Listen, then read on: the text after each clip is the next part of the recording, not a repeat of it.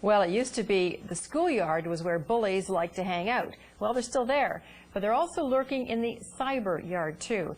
Kids use cell phones and computers to hurt each other in ways parents can't even imagine. And since they don't know what's going on, they don't know how to help. Well, here's some advice from the guy who runs a very popular website called bullying.org. Canada. That's Bill Belsley. He's in our Calgary studio. Mr. Belsley, I guess most people are familiar with bullying, but what exactly is cyberbullying? Well, cyberbullying is the use of various information technologies to support behaviors that are deliberate, hostile, and repeated by an individual or groups towards others to intend to inflict harm. Some examples. There are a number of different examples, and they're as wide as varied as the communication technologies that we use today. They can involve something as straightforward, if you will, as an email. It can also involve what's called texting, where people send text messages or multimedia messages now, because of course you can also send images, both still and moving, with your images via a cell phone. They send insults or bad pictures, or like what do they send? Well, they can be all kinds of things. It can be very unsettling. It can be something as serious as a death threat. As a matter of fact, there have been a number of suicides that have occurred, actually some of which have occurred here in Canada. Cyberbullying can also involve the creation of websites to put others down. There are things called slam boards, which are loosely used as discussion boards, but really they're used to put down others. There are online polling booths that can very easily created that can challenge somebody's sexuality, vote for the ugliest person in our class. There are a wide variety of these now. Blogging, weblogs, both traditional, regular weblogs, as well as what are called moblogs, which are mobile logs. All of these various forms of communication technologies can be used for the purposes of cyberbullying. So in the past, when someone was bullied, others around would probably notice it or see it.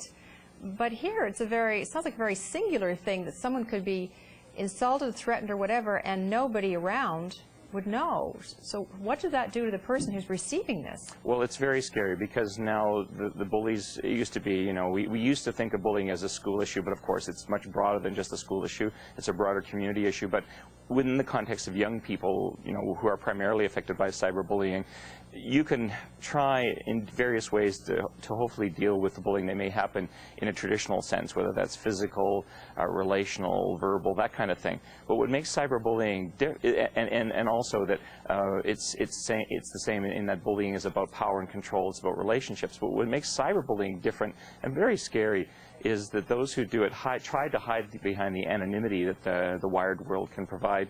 It also, the audience for cyberbullying is as wide as the internet itself, and the speed with which this can happen is absolutely staggering. So there really aren't any boundaries anymore, because now people have access to the internet not only on their computers, but basically anywhere they carry their cell phone. So what are parents to do? They want to protect their kids.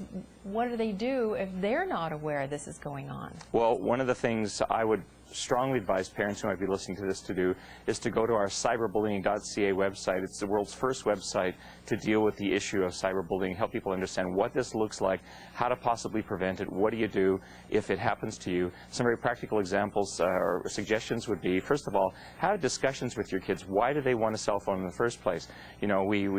Parents go in and sign up with their kids for cell phone contracts, and you get this very nice technical manual, but there's no information about the kind of negative things can possibly happen. I think and it's all about prevention, because once it happens, it's very difficult to have redress after the fact.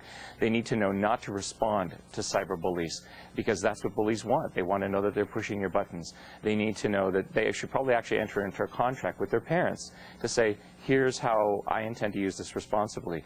And they also should have an open dialogue with their kids, so that if this does happen, that the kids feel confident in communicating this, because bullying generally is under the radar screen, when it comes to our society, and kids often don't want to tell adults for fear they'll make it worse. Okay, but another aspect of this is the kids are worried the parents will take away their computers and mobile phones. So that's why important for parents to understand too. Just cyberbullying.ca is your website. You've got a lot of this information on it. Yes. I thank you for your information today. I'm sure some parents will find that most interesting. Well, thank you for having me. And verbal and physical taunting, as if that wasn't enough, and now some parents have to worry about their kids being... checked out the website, cyberbullying.ca, and it was bullying.org, I guess it was, and most interesting, but parents have to really plug in to what their kids are doing. And that's part of the problem with bullying, is that a lot of these kids who are bullied will not tell parents, will not tell adults. They're embarrassed.